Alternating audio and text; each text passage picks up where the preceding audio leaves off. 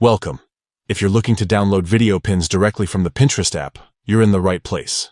Today, I'll walk you through the simple steps to enable video pin downloads, so you can save your favorite videos to your device in just a few taps.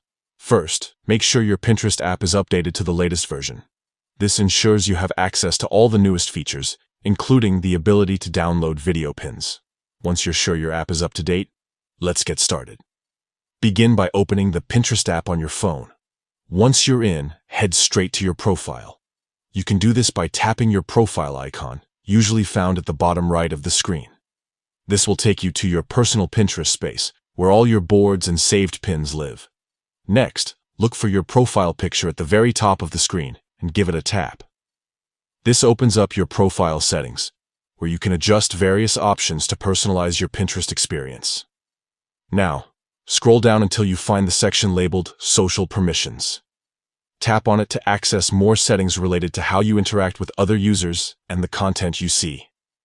Within the Social Permissions menu, keep scrolling until you see the option for video pin downloads. This feature might be off by default, but enabling it is super easy. Simply toggle the switch to the on position.